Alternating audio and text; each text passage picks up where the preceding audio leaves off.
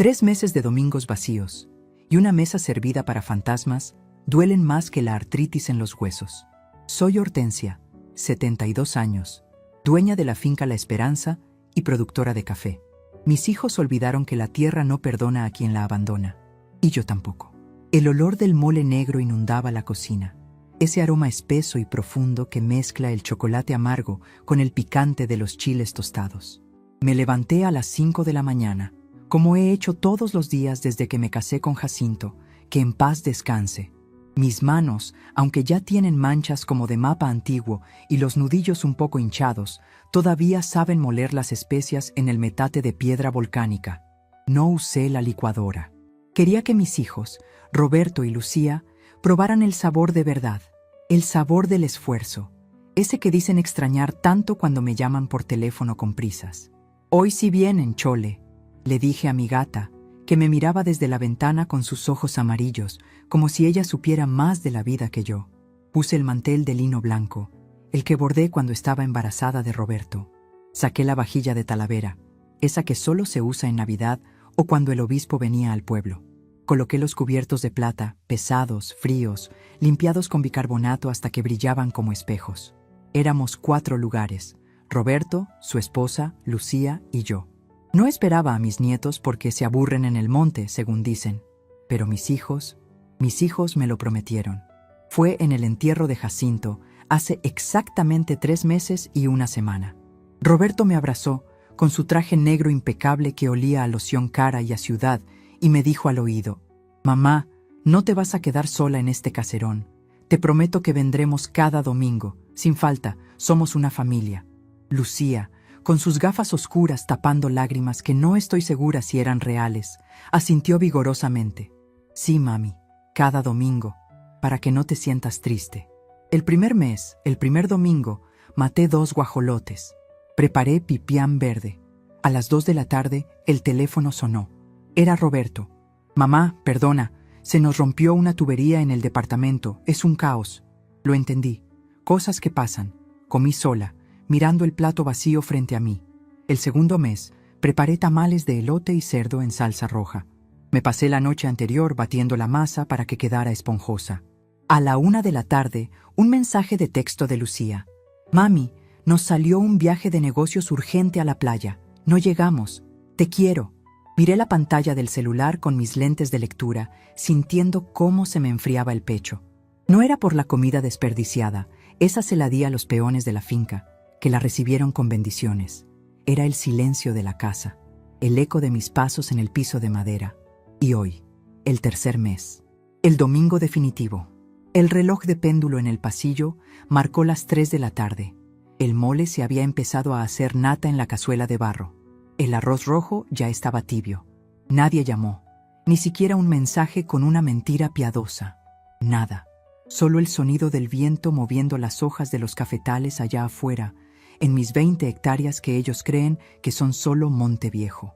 Salí al porche, arrastrando un poco los pies, no por vieja, sino por el peso de la decepción.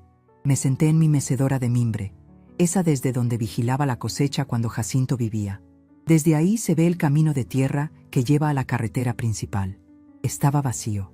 Solo levantaba polvo cuando pasaba algún camión de carga. Entonces la vi. Doña Carmela, mi vecina más próxima, aunque su casa está a medio kilómetro. Venía caminando con su rebozo azul, cargando una canasta con huevos para vender en el pueblo. Carmela es buena gente, pero tiene la lengua suelta y los ojos curiosos de quien no tiene televisión y se entretiene con la vida ajena. Se detuvo en la cerca de piedra, limpiándose el sudor de la frente. «Buenas tardes, doña Hortensia», gritó con esa voz chillona que espanta a los pájaros. «Qué rico huele desde el camino. ¿Tiene fiesta?». Me levanté despacio y caminé hasta la cerca. Traté de sonreír, pero sentí que la cara se me quebraba como barro seco. «Buenas tardes, Carmela». «No, ninguna fiesta. Solo preparé la comida del domingo». Carmela estiró el cuello, intentando ver hacia el interior de la casa a través de la puerta abierta. Vio la mesa puesta, vio las sillas vacías, vio la soledad adornada con lino y plata. «Ah», dijo, y su tono cambió. Ya no era curiosidad, era lástima, esa lástima pegajosa que me enferma.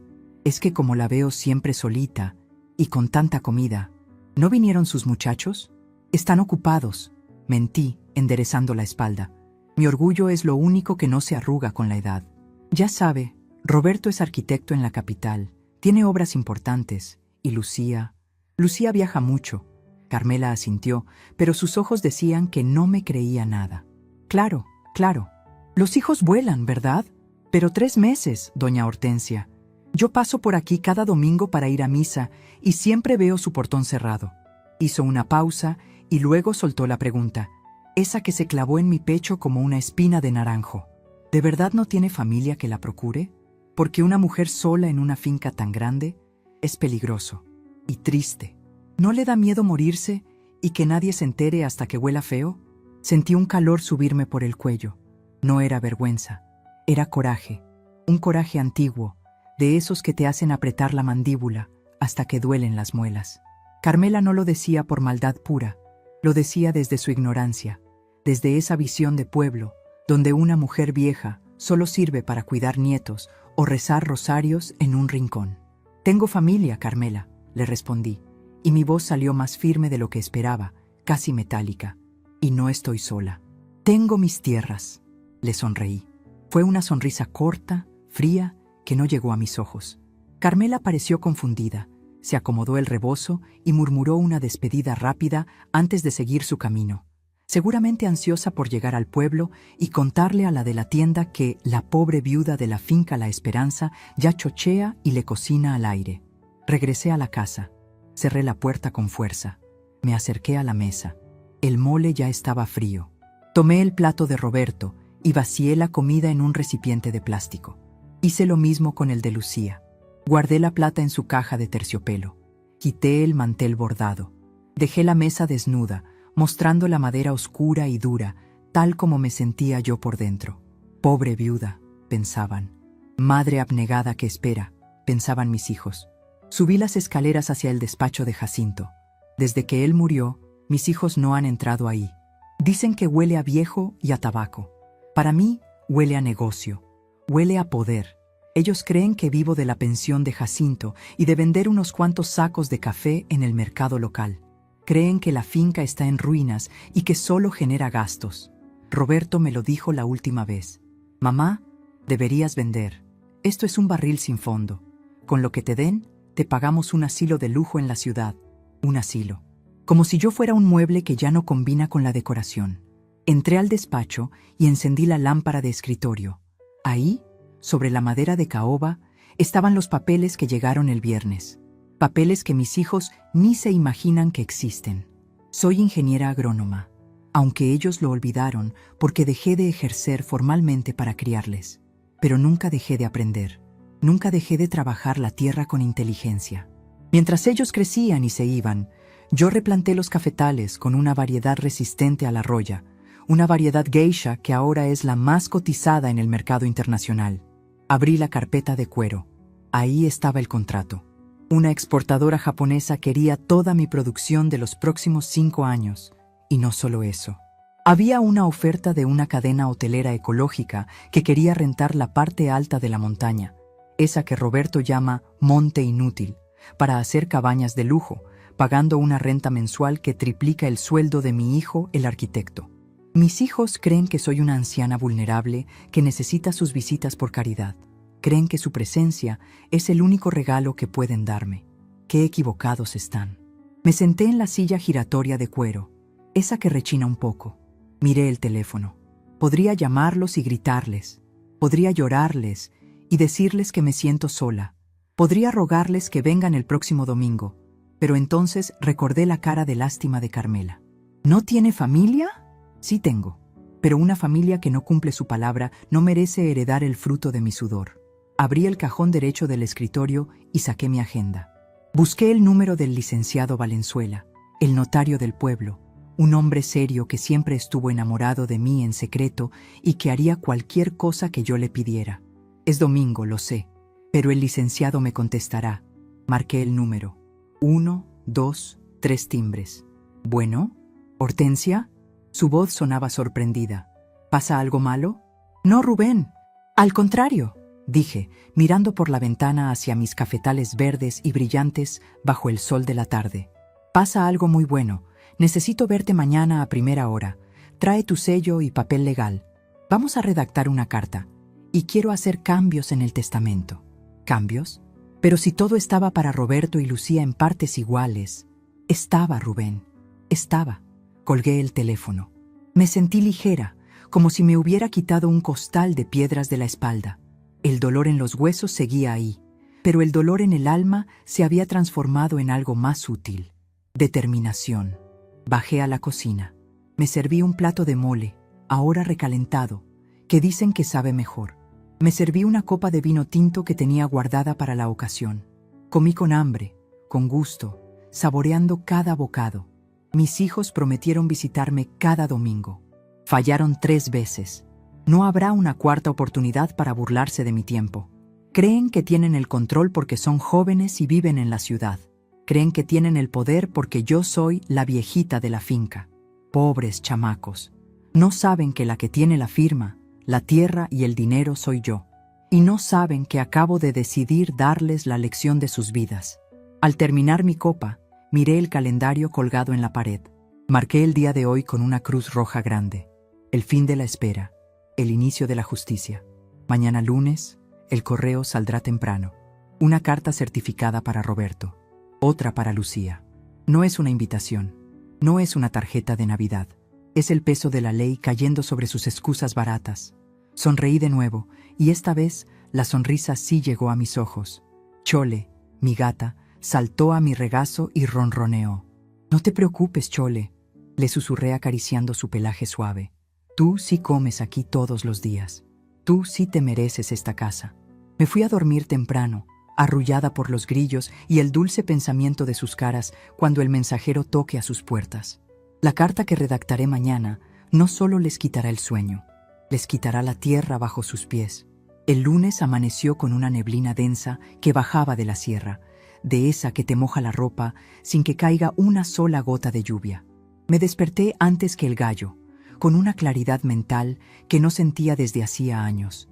Ya no había pesadez en mis párpados ni ese dolor sordo en el pecho que me acompañó los últimos 3 meses. Hoy era día de cuentas. A las 8 en punto, la camioneta polvorienta del licenciado Rubén Valenzuela se estacionó frente al portón. Rubén bajó con su maletín de cuero gastado bajo el brazo, ajustándose la corbata como si fuera a entrar a una audiencia con el Papa. Siempre ha sido así. Formal hasta para comprar el pan. Un hombre de la vieja escuela que cree que el respeto empieza por la vestimenta. «Buenos días, Hortensia», me saludó, quitándose el sombrero. Me miró con esos ojos pequeños y agudos detrás de sus lentes gruesos, buscando rastro de lágrimas o de la viuda doliente que todo el pueblo esperaba ver. «Te veo distinta. Pásale, Rubén. El café está recién colado», le dije, abriendo la puerta de par en par. «Y sí, estoy distinta». Desperté. Nos sentamos en el despacho de Jacinto. El lugar seguía oliendo a tabaco y madera vieja, pero esta mañana abrí las cortinas pesadas de terciopelo. Dejé que la luz cruda de la mañana iluminara cada rincón, cada papel, cada secreto. Rubén sacó su libreta amarilla y una pluma fuente. «Tú dirás, Hortensia, por teléfono sonabas muy decidida, pero quiero que sepas que cambiar un testamento es cosa seria. A veces el dolor nos hace tomar decisiones de las que luego nos arrepentimos cuando se enfría la sangre». Le serví una taza de café, del nuestro, del que separo para consumo personal.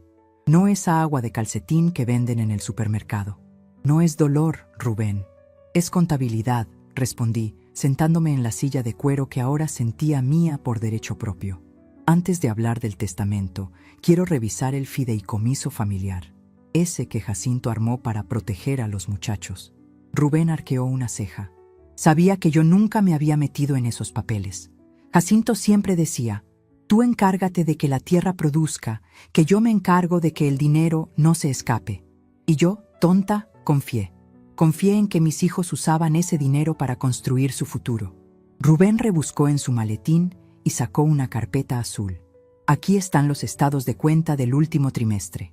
Hortensia, no sé si estás al tanto, pero los retiros han sido sustanciales». Tomé los papeles. Mis manos no temblaron. Empecé a leer las cifras y los conceptos. Mis ojos, acostumbrados a detectar una plaga en una hoja de café a metros de distancia, detectaron algo mucho peor en esos números: el despilfarro. Roberto, mi hijo, el exitoso arquitecto, había retirado casi 100,000 pesos el mes pasado bajo el concepto de gastos de representación. Vi cargos de restaurantes de lujo en la capital, tiendas de ropa italiana y la mensualidad de una camioneta del año. ¿No se le había roto una tubería? ¿No estaba en caos? Lucía era peor. Inversión en negocio propio, decían los retiros. Pero al ver el detalle de la tarjeta de crédito asociada al fideicomiso, vi boletos de avión a Cancún, estancias en hoteles spa y compras en joyerías. El fin de semana que me dijo que tenía un viaje de negocios urgente, se gastó lo que gana un peón en 6 meses en una sola cena. Sentí una risa amarga subirme por la garganta. No estaban ocupados. Estaban viviendo la gran vida con el sudor de mi frente y la herencia de su padre, mientras a mí me dejaban esperando con un mole que se enfriaba. ¿Ellos saben que yo tengo acceso a esto?, pregunté, señalando los papeles con un dedo índice que parecía de piedra. Técnicamente, tú eres la albacea principal tras la muerte de Jacinto, explicó Rubén, limpiándose los lentes. Pero como nunca pediste los informes, el banco se los enviaba directamente a ellos. Asumieron que tú estabas, que tú no te preocupabas por estas cosas, que estaba vieja y chocheando, querrás decir, le completé la frase. Rubén se puso rojo, pero no me contradijo. Me levanté y caminé hacia el mapa de la finca colgado en la pared. 20 hectáreas de oro verde. Rubén, quiero que veas esto. Saqué del cajón la carpeta con los documentos japoneses que había recibido el viernes. Se la deslicé sobre el escritorio. Él la abrió con curiosidad, y a medida que leía, sus ojos se iban abriendo más y más tras los cristales de sus lentes. Hortensia, ¿esto es real?, tartamudeó. ¿$200 por libra? ¿Contrato a 5 años? Esto es una fortuna. Es café variedad geisha, Rubén. Lo sembré hace 6 años en la Loma Alta, donde Jacinto decía que no se daba nada. Lo cuidé como si fuera un hijo, mejor que a mis hijos, de hecho, porque el café, si lo tratas bien, te devuelve el favor. Rubén miró el contrato y luego me miró a mí con un respeto nuevo, uno que no había visto antes. Y hay más, continué, sacando la segunda propuesta. La cadena de hoteles ecológicos quieren rentar el casco viejo de la hacienda y las hectáreas de bosque para turismo de lujo. Ofrecen una renta mensual que pagaría la hipoteca de Roberto 10 veces. Me quedé mirando por la ventana. Allá afuera, Anselmo, mi capataz, estaba dando instrucciones a los cortadores. Él tiene 60 años y me respeta más que a nadie en el mundo. Mis hijos, en cambio, me ven como una carga, como un requisito molesto para acceder a la cuenta bancaria. Durante años me hice pequeña. Me hice la que no entendía para no herir el orgullo de macho de Jacinto. Y luego, para no opacar el éxito de mis hijos. «Ay, mamá, ¿tú qué sabes de la vida moderna?», me decía Lucía cuando le sugería ahorrar. «Mamá, la finca es un pasatiempo romántico, pero no da dinero», me sermoneaba Roberto. Qué equivocados estaban. La finca no solo da dinero. La finca es la que paga sus caprichos. Y yo, la viejita que cocina mole, soy la dueña de la llave del tesoro. «¿Qué vamos a hacer, Hortensia?», preguntó Rubén, ya con la pluma lista, ansioso. Se notaba que le gustaba ser parte de esto. «Primero, el testamento», dije con voz firme. «Quiero revocar la cláusula de herencia universal inmediata. Todo pasa a ser propiedad exclusiva mía hasta el día de mi muerte, sin adelantos, sin fideicomisos automáticos». Rubén anotaba furiosamente. «Segundo», continué, apoyando las manos sobre el escritorio. «Vamos a redactar esa carta, pero no quiero que sea una carta sentimental, Rubén. No quiero reclamarles cariño. El cariño no se pide, y si se tiene que pedir, ya no vale nada. Entonces, quiero que sea una notificación legal, una auditoría». Rubén levantó la vista, sorprendido. «¿Una auditoría a tus propios hijos?». «Exacto. El fideicomiso tiene una cláusula, la leí anoche con lupa. Dice que los beneficiarios deben demostrar que los fondos se usan para mantenimiento del patrimonio familiar o crecimiento profesional. Si no, el albacea puede congelar las cuentas». Sonreí. y sentí que esa sonrisa era afilada como un machete recién amolado. Quiero que redactes una notificación formal donde se les informe que, debido a irregularidades detectadas en la gestión de los fondos, se suspende cualquier transferencia mensual de inmediato y que, además, se les requiere su presencia física en la finca La Esperanza el próximo domingo a las 12 del día para una junta de revisión de activos.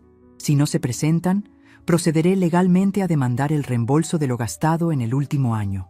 Rubén soltó una carcajada nerviosa, pero sus ojos brillaban de admiración. Hortensia, eso es maquiavélico. Los vas a dejar sin un centavo de un día para otro. No, Rubén, los voy a dejar como me dejaron ellos a mí, esperando algo que creían seguro y que de pronto desaparece. Pasamos las siguientes 3 horas puliendo cada palabra. No quería insultos. Quería terminología legal fría, dura y aterradora. Palabras como malversación, congelamiento de activos, revocación de poderes. Quería que cuando leyeran esa carta sintieran el mismo frío que sentí yo en esa mesa vacía con los cubiertos de plata. A mediodía salimos al porche.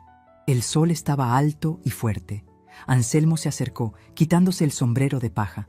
Patrona, los compradores japoneses llamaron a la oficina del beneficio.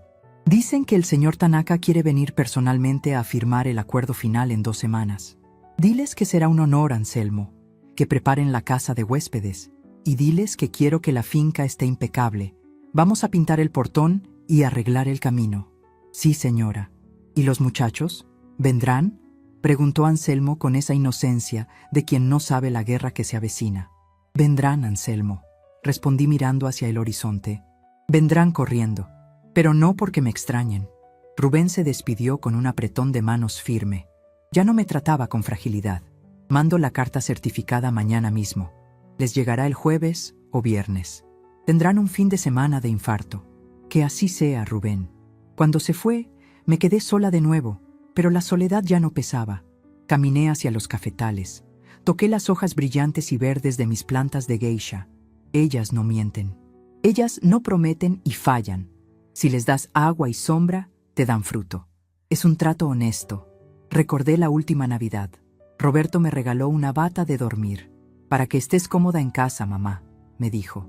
Como si mi vida se limitara a dormir y esperar la muerte. Lucía me regaló una crema antiarrugas. Para que te veas más fresca. Miré mis manos. Sí, tengo arrugas, tengo manchas. Pero estas manos acaban de cerrar un trato internacional que ninguno de ellos podría haber conseguido en sus vidas de oficina con aire acondicionado. Me sentí poderosa, no como una madre abnegada, sino como una matriarca. Durante años me definí por ser la esposa de o la madre de. Hoy, a los 72 años, me estaba definiendo por ser Hortensia, la dueña de la tierra. Entré a la casa y fui directo a la cocina. No a cocinar para nadie, sino para mí. Me preparé un café fuerte y saqué un cuaderno viejo donde guardaba mis recetas. Pero esta vez empecé a escribir otra cosa. Empecé a planear mi discurso para el domingo. No voy a gritar, no voy a llorar. Voy a estar sentada en la cabecera de la mesa, con los documentos del notario a un lado y el contrato japonés al otro. Voy a dejar que entren, que suden frío, que se excusen. Y luego voy a hablar. Dicen que la venganza es un plato que se sirve frío. Yo digo que la justicia es un café que se toma hirviendo, trago a trago, para que despierte los sentidos. La tarde cayó sobre la finca, pintando el cielo de morado y naranja. Mis hijos deben estar ahora mismo en la ciudad, quizás cenando en algún lugar caro con mi dinero, riéndose de alguna banalidad, pensando que mamá está bien allá en el monte. No tienen idea de que la mamá que conocían murió el domingo pasado junto con el mole frío. La mujer que los espera ahora es la dueña de su destino financiero. Y la carta ya está en el sobre, cerrada, sellada, lista para detonar su mundo de cristal. Me fui a la cama con una sonrisa tranquila. Por primera vez en 3 meses no recé para que vinieran. Recé para que tuvieran el valor de aguantar lo que se les viene encima. Porque el domingo, la finca La Esperanza no va a regalar esperanza. Va a cobrar facturas. La carta dice notificación de auditoría y suspensión de beneficios. Pero lo que realmente dice es, se acabó el recreo. Ahora solo queda esperar. Y yo sé esperar muy bien. La semana pasó con una lentitud engañosa, como el agua mansa que esconde una corriente traicionera por debajo. Por primera vez en 40 años, mi cocina estuvo fría y silenciosa. No hubo el golpeteo rítmico del cuchillo sobre la tabla de picar, ni el siseo de la cebolla friéndose en manteca, ni el aroma dulzón de la canela hirviendo para el café de olla. Cerré la puerta de la cocina con llave el martes por la mañana. Fue un acto simbólico, lo sé, pero necesario. Colgué el delantal floreado detrás de la puerta de la alacena y me dije a mí misma: Hortensia, la cocinera se tomó vacaciones indefinidas. Ahora le toca el turno a la patrona. Me dediqué a preparar el escenario. Si mis hijos querían tratarme como un mueble viejo, o peor aún, como una cuenta bancaria con piernas, entonces los recibiría como lo que realmente soy, la presidenta de un consejo de administración que ellos ni siquiera sabían que existía. Limpié el despacho de Jacinto yo misma. No dejé que la muchacha que me ayuda con la limpieza entrara ahí. Necesitaba tocar cada libro, cada mueble. Saqué el polvo de los tomos de Derecho Agrario y de las enciclopedias de botánica. Acomodé las sillas no en círculo para platicar, sino frente al escritorio, como si fueran a ser interrogados. Del lado de la autoridad, mi silla de cuero alto. Del otro lado, 2 sillas de madera rígida, de esas que te obligan a sentarte derecho y que cansan la espalda después de 10 minutos. El miércoles por la tarde, Anselmo vino a buscarme. Traía el sombrero en la mano y cara de preocupación. Patrona, disculpe la molestia. Es que, bueno, los peones están preguntando si este domingo va a haber sobrantes de comida. Ya ve que siempre nos regala lo que sus muchachos no se comen.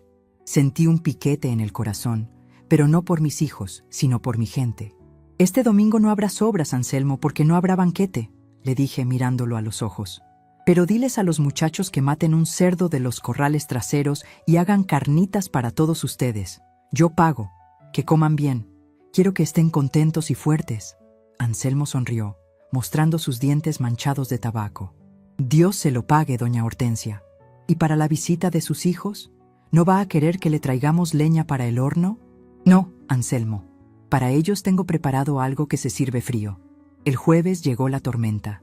Yo estaba en el jardín, podando mis rosales con las tijeras grandes, cuando el celular comenzó a vibrar en el bolsillo de mi suéter. Era Roberto. Lo dejé sonar. 1, 2, 3 veces. El zumbido me hacía cosquillas en la cadera. Seguí cortando las ramas secas, esas que chupan la savia y no dejan florecer a los brotes nuevos. Exactamente lo que estaba haciendo con mi vida. A la 5ª llamada consecutiva, contesté. «Bueno, mamá, por Dios». La voz de Roberto sonaba aguda, casi histérica.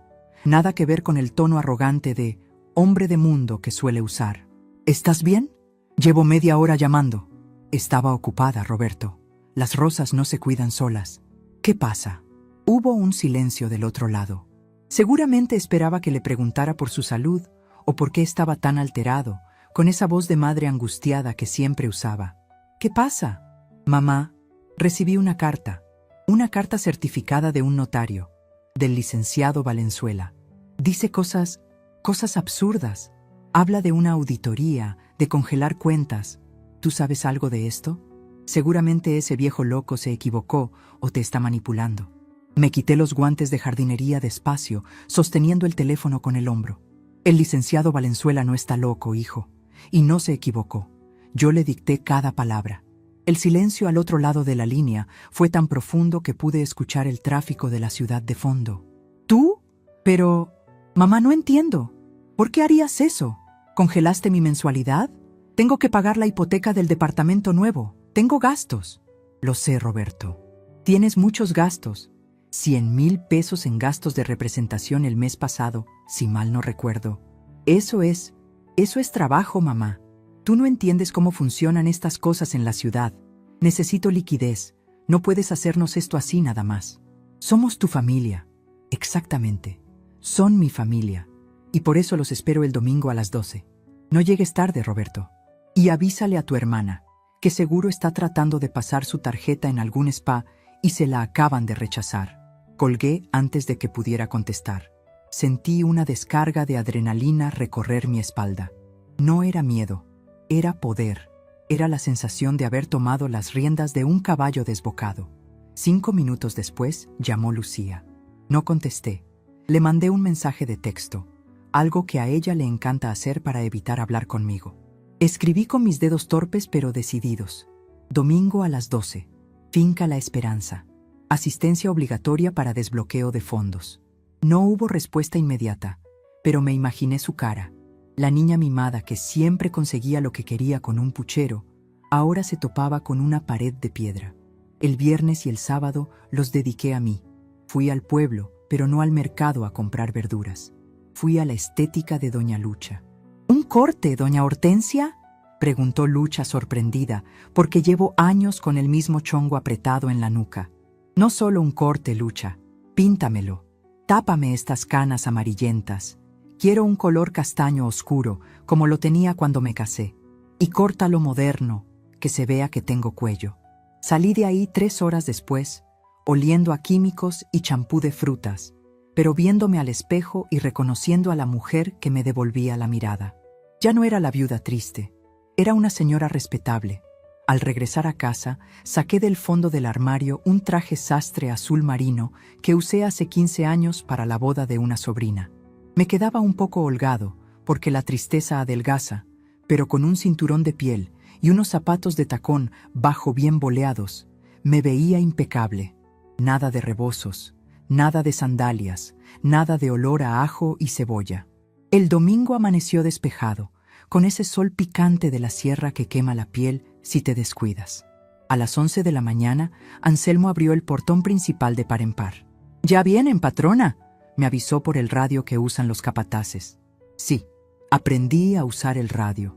Es más rápido que gritar. Vi pasar el coche del joven Roberto hecho la mocha por la carretera. Trae prisa. Me senté en el despacho. Puse la carpeta con los estados de cuenta del banco en el centro del escritorio. A su lado, el contrato con los japoneses, pero cerrado, solo mostrando el logotipo dorado de la empresa internacional. Quería que vieran que había algo más, pero que no supieran qué era. El reloj de péndulo dio las 12 campanadas. Justo en la última, escuché el derrape de llantas en la grava de la entrada. Ni siquiera esperaron a que el polvo se asentara. Escuché portazos, pasos apresurados, tacones golpeando la madera del porche, no con el ritmo de visita, sino con la furia de la indignación. No salí a recibirlos. Me quedé sentada, revisando unos papeles con mis lentes puestos, aunque en realidad no estaba leyendo nada. Solo estaba respirando, inhalando fuerza, exhalando culpa. La puerta del despacho se abrió de golpe sin que nadie tocara. Ahí estaban. Roberto venía sin corbata, con la camisa arrugada y el rostro rojo, sudando. Lucía traía unos lentes oscuros enormes que se quitó al entrar, revelando unos ojos hinchados y sin maquillaje, algo inaudito en ella. «¡Mamá!», gritó Roberto avanzando hacia el escritorio. «¿Qué demonios te pasa? Mi tarjeta rebotó ayer en una cena con clientes. Fue la humillación más grande de mi vida». Lucía se unió al coro, con esa voz chillona que usa cuando se siente víctima.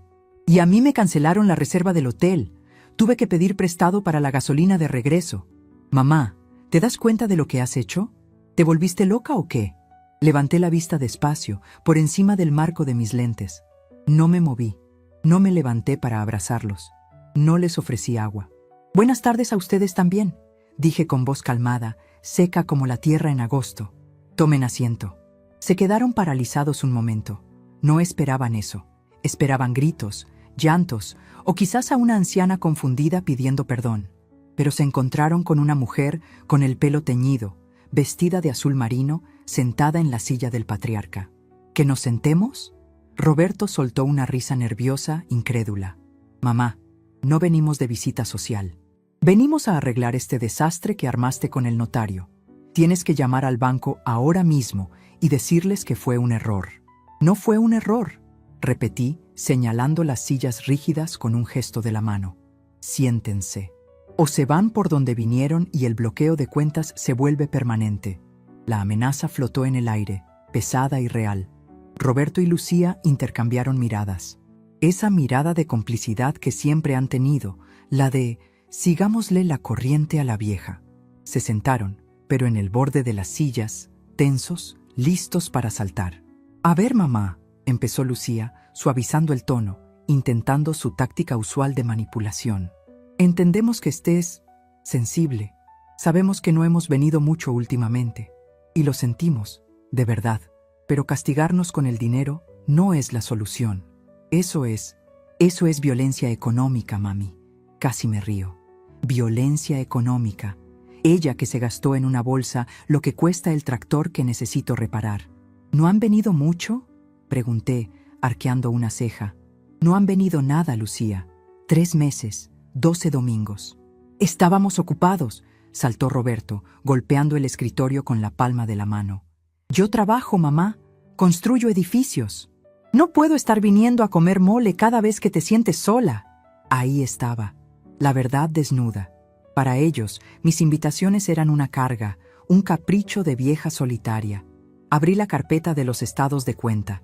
El sonido del papel deslizándose fue el único ruido en la habitación durante unos segundos. Ocupados, murmuré, buscando una página marcada con un post-it amarillo.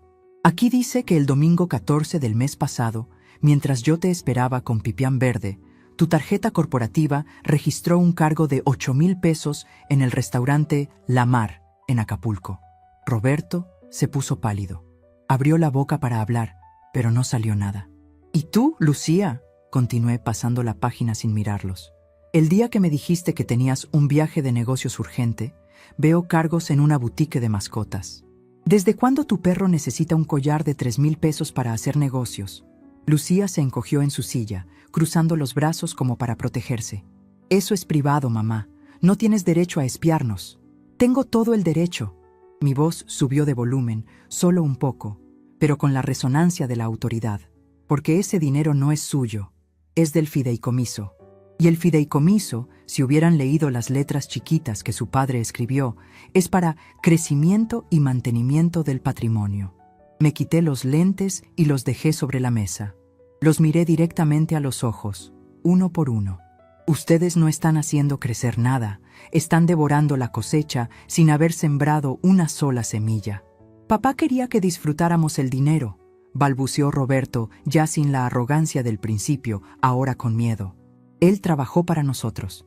Él trabajó para que tuvieran oportunidades, no para que fueran parásitos, respondí tajante.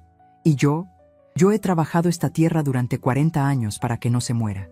Y ustedes ni siquiera saben qué variedad de café producimos. ¿Café? Roberto hizo un gesto despectivo. Mamá, por favor, el café no da nada. La finca es un gasto. Deberíamos venderla y ya. Con lo que saquemos, tú vives como reina y nosotros recuperamos nuestra estabilidad. Era el momento. Habían caído en la trampa. Habían demostrado, una vez más, su ignorancia y su ambición. Toqué suavemente la carpeta cerrada del contrato japonés con la punta de mis dedos. ¿Venderla?, pregunté con una sonrisa irónica. Es curioso que digas eso, Roberto, porque resulta que esta finca que no da nada acaba de volverse mucho más interesante. Ellos miraron la carpeta misteriosa.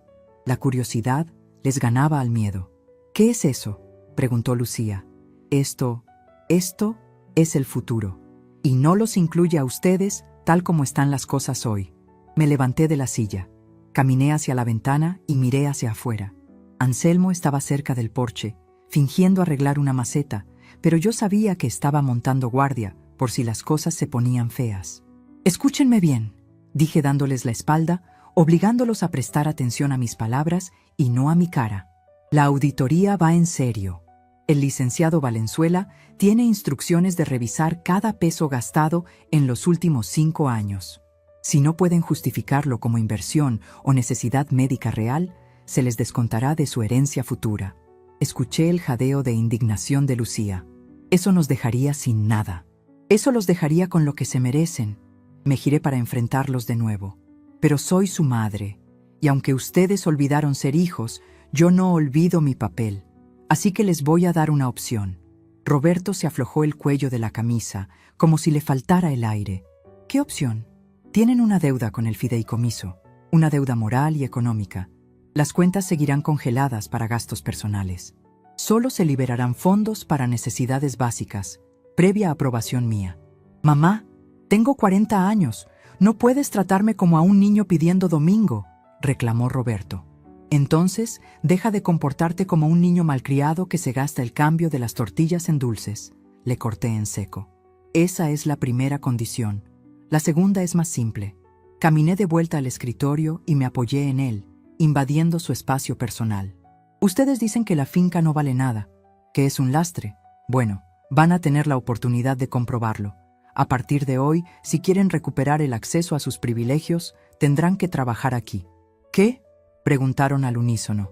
Lo que oyeron. No quiero visitas de domingo para comer y huir. Quiero trabajo. Roberto, eres arquitecto. El casco de la hacienda necesita renovaciones estructurales para un proyecto que tengo en mente. Lucía, tú estudiaste administración, aunque parece que se te olvidó. Vas a auditar los libros de contabilidad de la cosecha, saco por saco. ¡Estás loca! Yo vivo en la capital. No puedo venir a meterme al lodo, chilló Lucía. Entonces vete, dije con frialdad. La puerta está abierta, pero si cruzas ese umbral sin aceptar mis condiciones, el fideicomiso se cierra para siempre. Y cuando yo muera, esta finca y todo el dinero pasarán a una fundación de beneficencia. Ya tengo el borrador del testamento listo. El silencio que siguió fue absoluto. Podía escuchar el zumbido de una mosca chocando contra el vidrio de la ventana. Roberto miraba el suelo, con la mandíbula apretada. Lucía tenía los ojos llenos de lágrimas, pero esta vez eran lágrimas de frustración, de derrota. Se daban cuenta de que no era un berrinche. Se daban cuenta de que la viejita los tenía agarrados por donde más les dolía, el bolsillo. ¿Y qué es eso? Roberto señaló la carpeta del contrato japonés con la barbilla, intentando desviar el tema, buscando alguna ventaja. ¿Qué proyecto tienes en mente? Sonreí. Fue una sonrisa lenta, de esas que no prometen nada bueno para el enemigo. Eso, hijo mío, es algo que sabrán solo si deciden quedarse y ensuciarse las manos. Por ahora, solo necesitan saber una cosa. La finca. La Esperanza ya no es una casa de retiro. Es una empresa. Y en mi empresa, el que no trabaja, no cobra. Me senté de nuevo en mi silla de cuero. Crucé las piernas y entrelacé los dedos sobre el escritorio. Tienen 5 minutos para decidir. El café se está enfriando, y esta vez no pienso recalentarlo para nadie. Los miré retorcerse en sus sillas, mirando sus relojes caros, mirando la puerta, y finalmente, mirándome a mí con un miedo nuevo, un respeto nacido del terror. Estaban atrapados.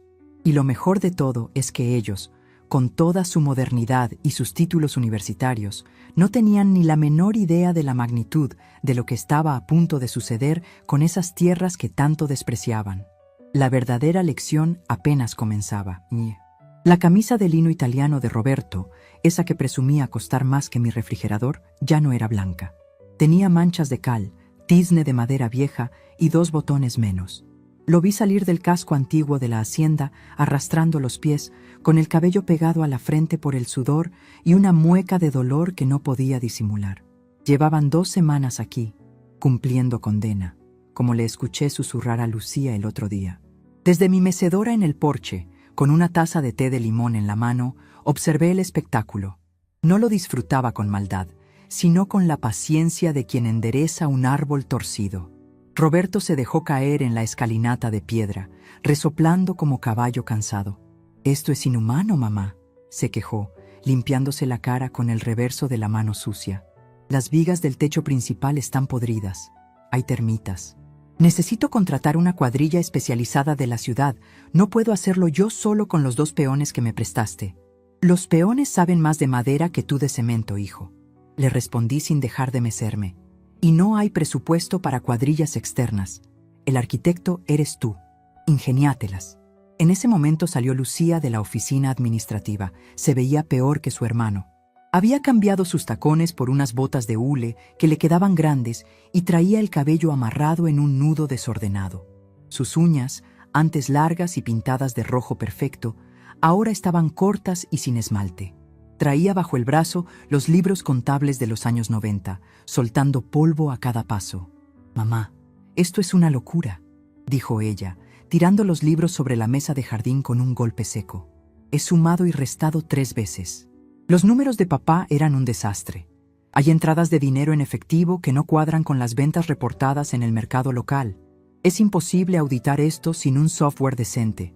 Tu padre no usaba software, usaba la cabeza, le contesté señalando su sien. Y esos desastres son los que pagaron tu universidad privada y tus viajes a Europa. Si no te cuadran, es porque no estás mirando bien. Lucía se sentó junto a Roberto, ambos mirándome con esa mezcla de rabia y desesperación que tienen los niños cuando se les rompe el juguete y no saben arreglarlo. «Ya basta, mamá», dijo Roberto, poniéndose de pie, intentando recuperar algo de su dignidad perdida. «Hemos estado aquí 15 días. Hemos trabajado. Ya entendimos el punto. Somos tus hijos, no tus esclavos. Descongela las cuentas. Tenemos vidas que retomar en la capital». «Sí, mami», agregó Lucía suavizando la voz, volviendo a su táctica de manipulación. «Ya te demostramos que nos importa, pero no podemos vivir aquí entre el polvo y los mosquitos. Roberto tiene una presentación importante el próximo mes y yo tengo cosas que hacer». Me quedé mirándolos. Todavía no entendían nada. Creían que esto era un castigo temporal, un berrinche de vieja que se pasaría con un poco de esfuerzo fingido. Creían que la finca era un castigo, no una oportunidad. ¿Creen que esto es un juego?, pregunté, dejando la taza sobre la mesa. ¿Creen que los traje aquí para que barrieran el piso? Pues eso parece, exclamó Roberto. Nos tienes haciendo trabajos manuales en una propiedad que se cae a pedazos. Mamá, sé realista, vende esto, acepta la oferta que te mencioné de la constructora el año pasado. Nos darán migajas, pero al menos nos libraremos de este peso muerto. Peso muerto.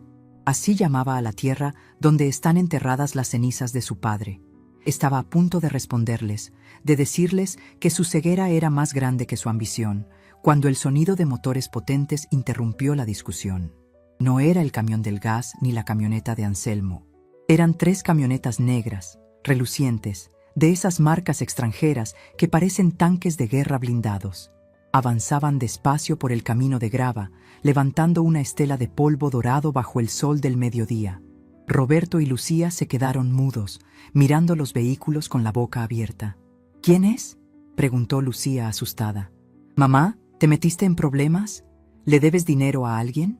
Esos coches parecen ya sabes, de gente peligrosa». Me levanté despacio, alicé mi falda azul marino y me acomodé el cabello. «No, hija, no le debo nada a nadie, al contrario, ellos vienen a pagarme». Las camionetas se detuvieron frente al portón principal, formando una fila perfecta. Los motores se apagaron al unísono. De la primera camioneta bajó un chofer de traje oscuro que corrió a abrir la puerta trasera del segundo vehículo. Roberto se sacudió el polvo de los pantalones, nervioso. «Mamá, ¿qué está pasando?». No le contesté. Caminé hacia la entrada con la cabeza en alto. Del auto principal bajó el señor Tanaka, impecable en su traje gris perla, a pesar del calor de la sierra. Tenía el cabello blanco como la nieve y una postura rígida, marcial.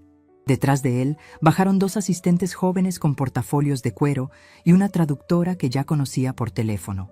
Roberto y Lucía retrocedieron instintivamente, sintiéndose pequeños y sucios frente a tal despliegue de elegancia y poder.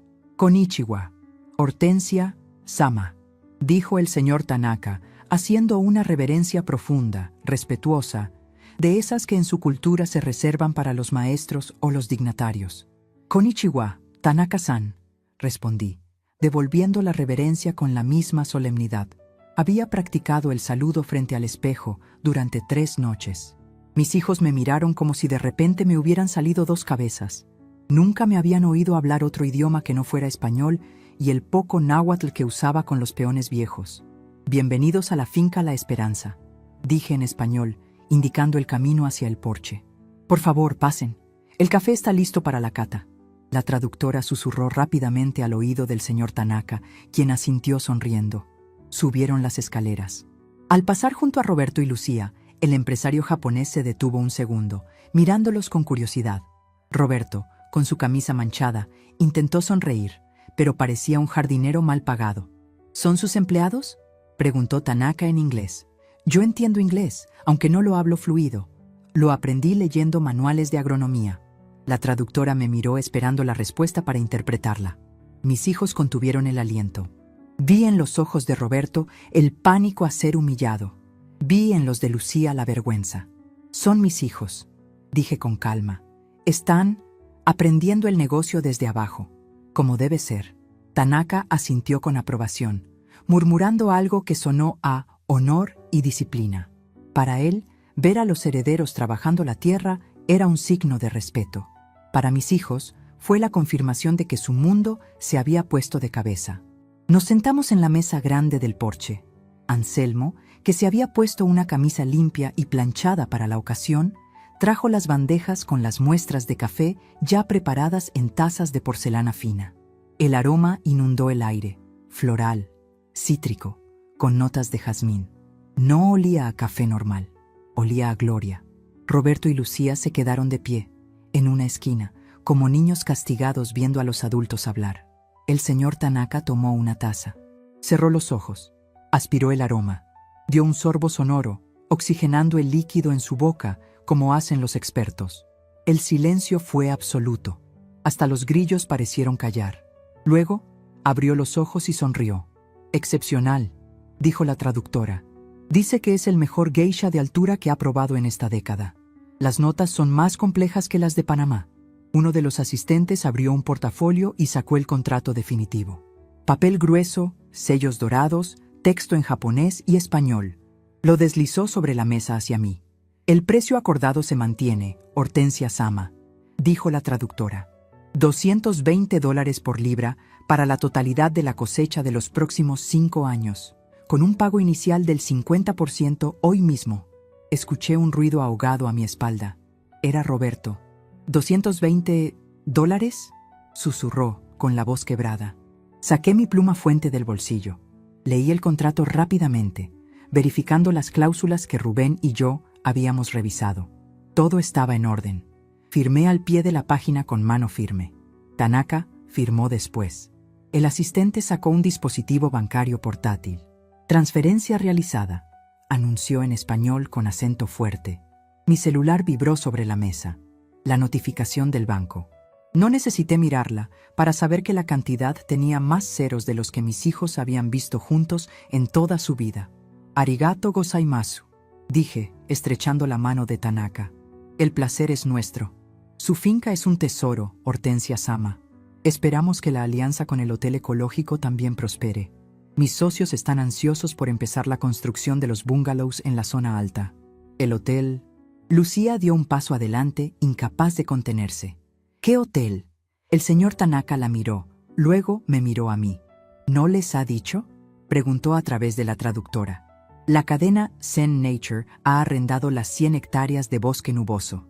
Será el resort ecológico más exclusivo de México». Los japoneses se levantaron. La reunión había terminado. Negocios rápidos, precisos, sin rodeos. Los acompañé hasta sus camionetas. Tanaka se despidió con otra reverencia y subió a su fortaleza rodante. Cuando los autos desaparecieron tras la curva del camino, dejando solo el silencio y el polvo, me giré hacia mis hijos. Estaban pálidos. Roberto se había dejado caer en una silla, mirando a la nada. Lucía tenía las manos cubriéndose la boca. $220 la libra, repetía Roberto como un disco rayado. «Mamá, producimos casi 5 toneladas al año. Eso es.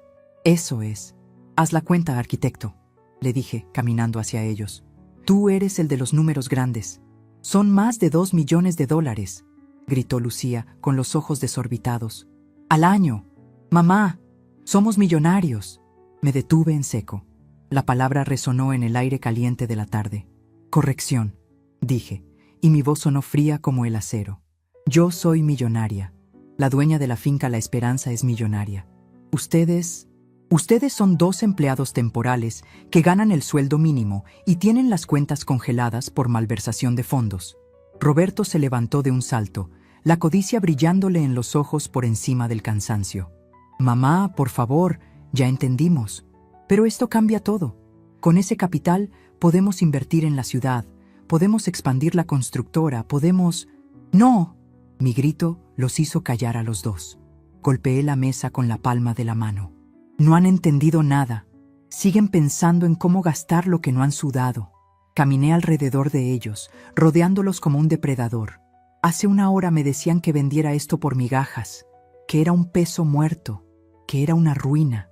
Si les hubiera hecho caso, si hubiera sido la viejita tonta que ustedes creen que soy, habríamos regalado una fortuna a la primera constructora buitre que pasara.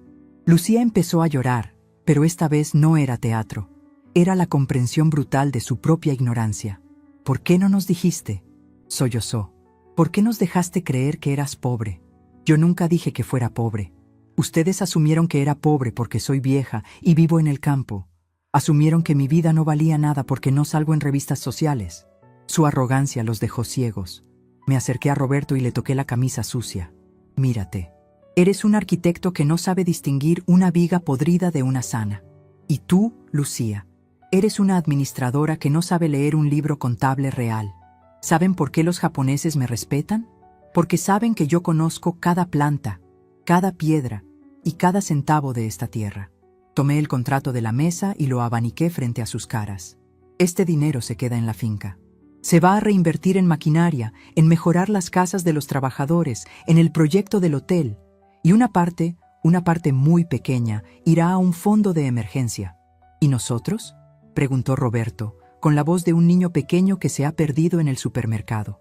Ustedes tienen una elección que hacer hoy mismo. Me senté nuevamente en mi mecedora, retomando mi posición de poder. Opción A: se regresan a la ciudad. Les desbloqueo una mensualidad básica, suficiente para comer y pagar un departamento modesto, nada de lujos, hasta que consigan trabajos reales por su cuenta. Se olvidan de la herencia millonaria. Cuando yo muera, todo esto será para una fundación. Vi cómo se les helaba la sangre. Opción B: se quedan, pero se quedan en serio. Roberto, tú vas a dirigir la renovación del casco para el hotel, pero bajo la supervisión de Anselmo y mía. Vas a aprender a usar tus manos, no solo a mandar. Lucía, tú vas a tomar cursos de administración agrícola y vas a llevar la relación con los japoneses. Vas a aprender japonés si es necesario. Hice una pausa, dejando que las palabras calaran hondo. Van a trabajar por un sueldo. Si en un año me demuestran que sirven para algo más que para gastar, entonces, y solo entonces, los haré socios minoritarios. El viento sopló entre los cafetales, trayendo el olor dulce de la floración. Era el olor del dinero, sí, pero también el olor del trabajo bien hecho. Roberto miró sus manos sucias, miró el contrato, miró la inmensidad de la finca que se extendía hasta las montañas. Por primera vez en su vida, no vi en él al hijo mimado, sino a un hombre que acaba de recibir una bofetada de realidad tan fuerte que lo ha despertado. Lucía se secó las lágrimas. Se enderezó. Miró los libros contables llenos de polvo. No sé nada de administración agrícola, mamá, dijo ella en voz baja. Nadie nace sabiendo, mija. Yo tampoco sabía exportar a Asia hace 6 meses. Aprendí. La pregunta es si ustedes tienen la humildad para aprender de su madre campesina. El silencio se alargó. Era el momento decisivo. Podían irse, huir a su comodidad mediocre, o podían quedarse y transformarse. Roberto levantó la vista. Tenía los ojos rojos, pero había algo nuevo en su mirada. Respeto. Miedo, sí, pero sobre todo, respeto. ¿Cuándo empieza la obra del hotel?, preguntó con voz ronca. Sonreí. No una sonrisa de madre cariñosa, sino la sonrisa de la jefa que acaba de contratar al personal adecuado. Empieza mañana a las 6 de la mañana. Y Roberto, ponte ropa de trabajo. Esa camisa ya no sirve. Me terminé mi té, que ya estaba frío. No importaba. El sabor de la victoria era suficientemente cálido. Mis hijos acababan de descubrir que la herencia no es lo que se recibe al final, sino lo que se construye día a día. Y apenas estábamos poniendo los cimientos. La finca La Esperanza tenía nuevos peones, y vaya que los iba a hacer sudar cada centavo de esos millones. Me levanté y entré a la casa, dejando que ellos discutieran sus futuros en el porche. Al pasar por el pasillo, le guiñé un ojo al retrato de Jacinto. Tenías razón, viejo, pensé. Al ojo del amo engorda el caballo, pero a veces al caballo hay que darle unos buenos azotes para que quiera correr. Mañana sería otro día, y por primera vez en mucho tiempo no estaría sola en el desayuno. Estaría con 2 aprendices que tenían mucho que demostrar. La verdadera transformación de la finca, La Esperanza, acababa de comenzar, y no tenía nada que ver con el café. tenía que ver con la sangre. 1 año. Han pasado exactamente 12 meses desde aquel domingo en que el mole se enfrió y mi corazón se endureció. Hoy es domingo otra vez. Pero el silencio que antes reinaba en la finca La Esperanza ha sido reemplazado por un bullicio que empieza desde antes que cante el gallo. Ya no me levanto a las 5 para cocinar sola. Ahora, a esa hora, la cocina ya huele a café recién colado, porque Lucía aprendió que los negocios con Asia requieren madrugar para coincidir con sus horarios. Salí al porche con mi taza en la mano. El aire de la mañana traía ese olor húmedo y fértil de la sierra, pero ahora venía mezclado con el aroma de la madera curada y la pintura fresca. Allá abajo, donde antes solo había monte y maleza, se alzaban las primeras 6 cabañas del proyecto Reserva Geisha. No son construcciones que agreden a la montaña. Parecen nacidas de ella, hechas de piedra, bambú y madera local, tal como Roberto las diseñó después de que Anselmo le enseñara qué árboles se pueden cortar y cuáles son los pulmones del bosque. «Buenos días, jefa», escuché a mis espaldas. Era Roberto. Ya no usaba esos trajes italianos que parecían disfraces en este clima. Llevaba unos jeans gastados, botas de trabajo llenas de lodo seco y una camisa de algodón arremangada. Pero lo que más había cambiado no era su ropa, sino su cara. Había perdido esa hinchazón de las cenas caras y el alcohol. Estaba bronceado, más delgado, y tenía en los ojos un brillo de alerta que antes no existía. «Buenos días, arquitecto», le respondí, señalando el horizonte con mi taza. «¿Ya revisaste los drenajes de la cabaña 4? Ayer llovió fuerte». «A primera hora, mamá. El sistema de filtración natural funcionó perfecto. Ni una gota de agua sucia al río». Anselmo tenía razón sobre la inclinación del terreno. Sonreí para mis adentros. Hace 1 año, Roberto habría despedido a Anselmo por atreverse a corregir sus planos. Hoy lo consultaba antes de poner una sola piedra. Lucía salió de la oficina con una tablet en la mano y el teléfono pegado a la oreja. «Hi, Tanaka-san. Arigato». Colgó y soltó un suspiro largo, pero de satisfacción. «Mamá, el contenedor llegó a Tokio. Dicen que el empaquetado al vacío con la nueva marca Legado de Hortensia es un éxito. Quieren aumentar el pedido un 15% para la temporada de invierno». La miré. Llevaba el pelo recogido en una trenza práctica y apenas un poco de brillo en los labios. Se veía 10 años más joven que cuando se gastaba la vida en spas. «¿Y qué les dijiste, hija?» «Que tendrán que esperar a la cosecha de febrero si quieren mantener la calidad», respondió ella sin dudar. «No vamos a cortar verde solo para llenar sacos. La calidad no se negocia». Sentí un calorcito en el pecho que nada tenía que ver con el café. Esa frase, «la calidad no se negocia», era la misma que Jacinto repetía siempre. Escucharla en boca de mi hija, la que antes solo sabía de marcas de ropa, fue el mejor regalo que podía recibir. La mesa del desayuno ya no estaba puesta con lino y plata para impresionar fantasmas. Tenía un mantel de hule colorido, platos de barro y una pila de tortillas recién hechas por la mujer de Anselmo, que ahora nos ayudaba en la casa, porque yo ya no tenía tiempo de cocinar tanto. Comimos los 3 juntos, hablando de proveedores, de la plaga de roya que habíamos logrado controlar en la parcela vecina y de la inauguración oficial del hotel que sería hoy al mediodía. No hubo reclamos por falta de tiempo. No hubo miradas al reloj para salir huyendo. Estábamos ocupados, sí, más que nunca, pero estábamos ocupados en lo mismo. Éramos un engranaje. A las 11 de la mañana, la gente empezó a llegar. No eran solo los socios japoneses o las autoridades del municipio. Había invitado a todo el pueblo. Quería que vieran que la finca La Esperanza no era un lugar cerrado y misterioso, sino el corazón que bombeaba sangre a la comunidad. Me puse mi traje azul marino, el mismo de aquel día del ultimátum, pero esta vez lo sentí diferente. Ya no era una armadura de guerra, era el uniforme de la victoria. Me coloqué un broche de oro con forma de grano de café que mis hijos me regalaron en mi cumpleaños pasado, comprado con su primer sueldo real, no con mi tarjeta de crédito. Mientras caminaba hacia la zona de la inauguración, vi a alguien parada junto a la cerca de piedra, mirando con la boca abierta el despliegue de mesas, flores y banderas. Era doña Carmela, mi vecina. la misma que me había preguntado con lástima si no tenía familia. Me acerqué a ella. Carmela llevaba su mejor rebozo y sostenía una invitación arrugada en la mano, como si temiera que fuera una broma y no la dejaran pasar. «¡Doña Hortensia!», exclamó al verme, abriendo mucho los ojos. «¡Virgen Santísima! ¡Qué cambio! Si parece usted la dueña de medio México». «Pásale, Carmela, pásale. Hay tamales de los buenos y mezcal para el brindis», le dije, abriéndole la portilla. Carmela entró, mirando a todos lados. Vio a los japoneses hablando con Lucía. Vio a Roberto dando instrucciones a los camareros con autoridad y respeto. «Oiga», susurró Carmela, acercándoseme al oído. «¿Esos son sus muchachos? ¿Los que nunca venían?» «Los mismos, Carmela». «Pues qué milagro les hizo la Virgen, doña Hortensia. Se ven gente de bien.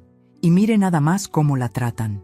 En ese momento, Roberto me vio y levantó la mano para llamarme. «Mamá, ven, por favor. El señor Tanaka quiere tomarse la foto oficial contigo en el corte de listón. Dice que sin la fundadora no hay foto». Miré a Carmela y le sonreí. Pero esta vez fue una sonrisa completa, cálida, verdadera. No fue la Virgen, Carmela. Fui yo. A veces a los hijos hay que recordarles de qué barro están hechos, aunque haya que romper el molde primero. Disfruta la fiesta. Caminé hacia mis hijos. El sol estaba en su punto más alto, iluminando los cafetales que brillaban como esmeraldas. La finca estaba viva, y no solo por el dinero que ahora fluía, sino porque había recuperado su propósito. La ceremonia fue breve pero emotiva.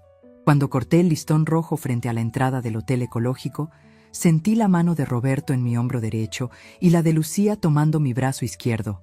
No se estaban apoyando en mí para pedirme dinero, me estaban sosteniendo.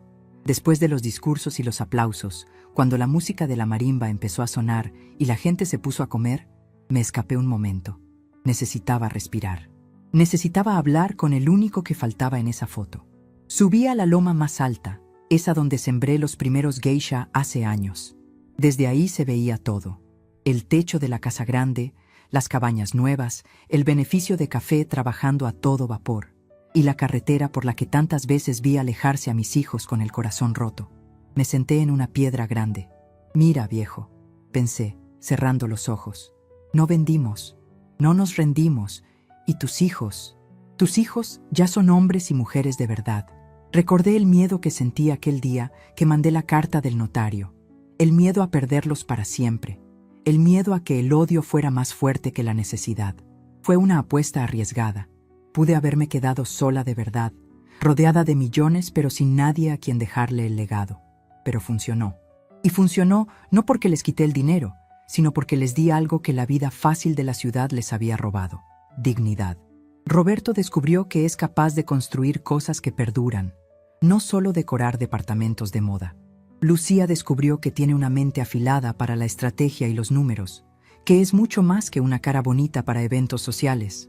Descubrieron que el cansancio físico, después de un día de trabajo honesto, permite dormir mejor que cualquier pastilla. «Mamá», abrí los ojos.